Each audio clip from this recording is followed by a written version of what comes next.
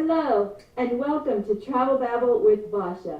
I am Basha, your hostess today, as we explore Essential Sea Terrace on Virgin Voyages. I had my first experience sailing with Virgin Voyages. If you have not sailed with them, they're a relatively new cruise line, and they're owned by Richard Branson. They are completely different than any cruise line I had sailed on before. First of all, adults only. Gotta love that if you're an adult and you want time away from the kids. I booked it for a transatlantic, 2 weeks. It was their maiden transatlantic with passengers. So it was a different experience for the crew as well as for the passengers. But I want to look at the stateroom that I stayed in.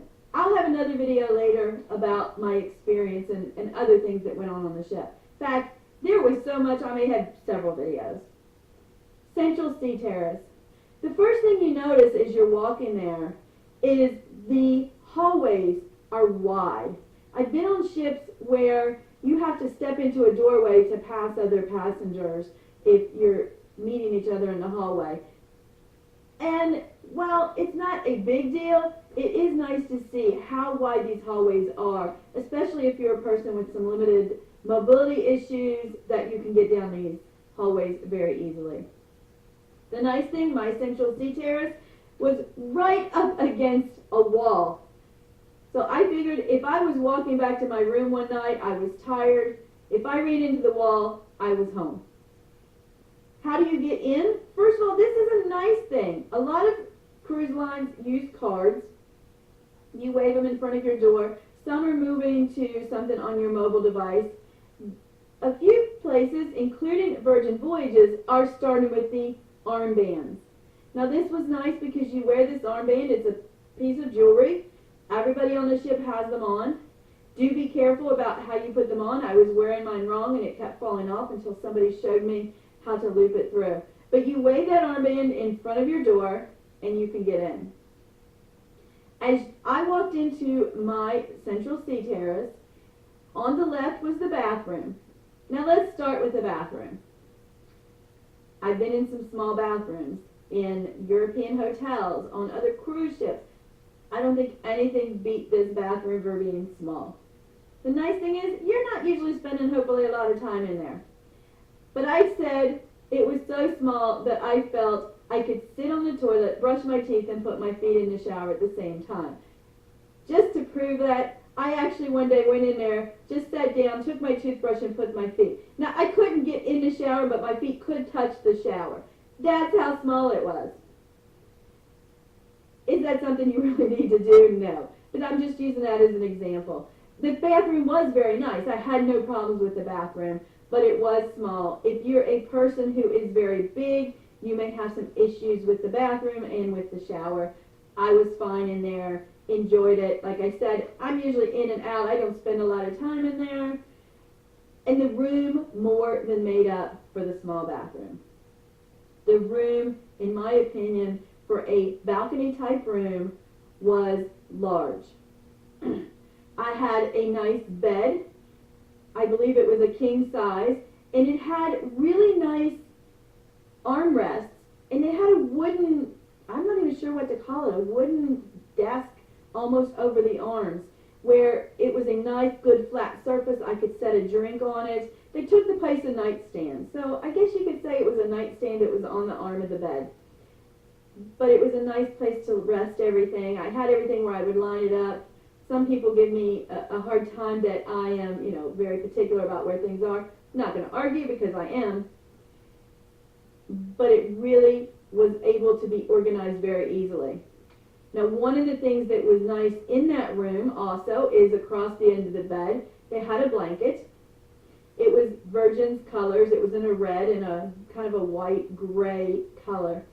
That blanket, I thought, it's a blanket, but it actually came in handy. I'll tell you about it here in a minute or two. There was a nice TV, the TV settings, there were movies, there was all kinds of things to watch on there, and there was a desk. Again, nice size. I wasn't really doing much work when I was on the ship, so I didn't need a big desk, but it was ample room to put whatever I needed to store, to put my laptop. and there was also a chair and another little table over in the corner. Now, everything in the room was controlled by a little tablet, which was very nice most of the time. You could turn the lights on and off. You could change the temperature in the room. You controlled the TV. Now, when I say it was nice most of the time, a few times the tablet wouldn't respond and I'd have to shut it down and restart it. I don't know if it's because I let the battery wear down, because I did have to remember when I left the room to plug it in. And if I did, and my room steward came in, he would generally plug it in for me. But it was really nice to have everything right there at hand. You're not looking for where's the light switch in the middle of the night to turn a light on. You're not coming in the room for the first time not knowing how to do anything. It's all right there. Now, you do have to learn how to use the tablet, but to me it was pretty simple, pretty straightforward. I enjoyed it. The big thing was, like I said, sometimes you had to reboot it and you had to remember to plug it in.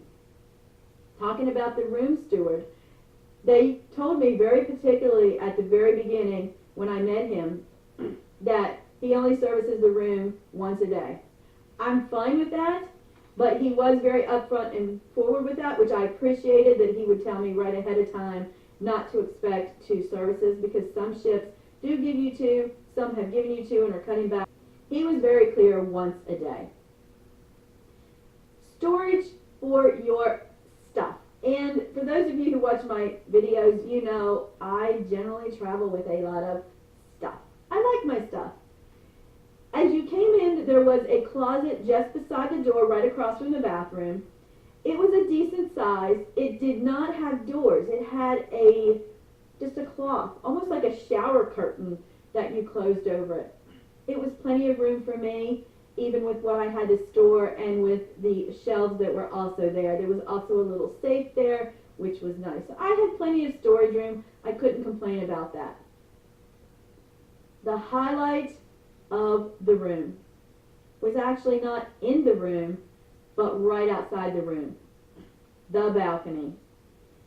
I like my balconies. I like to have a place to go to be outside, because I love to be outside, but to be by myself. That's the balcony. I don't hang out by the pool a lot. I tend to burn. I hang out a lot when I need to re-energize, refresh on my balcony. This balcony was the best balcony I think I have been on any ship, because of one reason: the hammock. Now, there were 2 chairs and a little table on the balcony, and they were nice. They were your normal kind of chairs that you would see on a balcony. No big deal. They were, not real comfortable, not uncomfortable. They were okay. But the hammock. Now, when I first heard about these hammocks, I thought, yeah, that sounds nice, but whatever. But when I got on there and I went out and I looked at the hammock, and I still thought kind of, yeah, whatever, I wonder how that works. Am I going to be able to get in and out of it? I've had knee issues all my life. Can I get in and out of that with my knee? Am I going to be in there stuck? Maybe I better bring my tablet to send a message to somebody to say, hey, come get me out of my hammock on my balcony. I'm stuck. But I loved the hammock. It was the highlight of my trip. Once you figure it out, don't be afraid to play around. Believe me, those hammocks will hold most people. I'm not skinny. I was able to get into it. The first day I just basically sat in the hammock with my feet hanging down, swinging, and I thought, this is nice, this is comfortable, I can enjoy this. But then I started to get a little bit more adventuresome as I figured out how it worked. And I found that I could take the bottom and stretch it out. I could put my feet up in the hammock. I could lay down just like I was in a lounge chair almost. And it covered me from above my head to below my toes. I laid there. I actually took some naps there in the afternoon. I fell asleep in there a couple times in the evening. I laid there, read my tablet, read books, quite often in the afternoons. It was wonderful. One of my favorite things to do in the evening, after all was said and done, I was back in my room for the night, I would take a shower, and then I would go out in my hammock. And it was chilly. We were doing a transatlantic, so there were some nights it got chilly. And I would put on whatever, and then I would take that blanket that I mentioned was on the bottom of my bed. And I wondered why it was there. Well, I found out. I'd take that blanket, and I would curl up in that blanket, stretch out in my hammock, and just watch the ocean, watch the sky. It was beautiful and so relaxing. One of the nights when we were pulling away from one of our ports in Spain, I laid down in that hammock during sail away because we were sailing away later in the evening. It was dark, and I watched the lights as we sailed away. Perfect spot for a sail away. No crowds. You saw everything you wanted to, and you were comfortable. I wish I had a place to put one of those hammocks. At my house, I would have one. I would love to be able to travel with one. I wish every balcony had one of those hammocks. I can't say enough about those hammocks. It was wonderful. So overall, did I like my stateroom? Yes. Minuses, the bathroom. Very small. But if you're not spending a lot of time in the bathroom, doesn't matter. Pluses, that hammock, the balcony, the actual room was very nice sized. I would go in that room again. I hope this has helped you to see what Essential Sea Terrace on Virgin Voyages look like. And if it sounds interesting to you, what are you doing sitting there?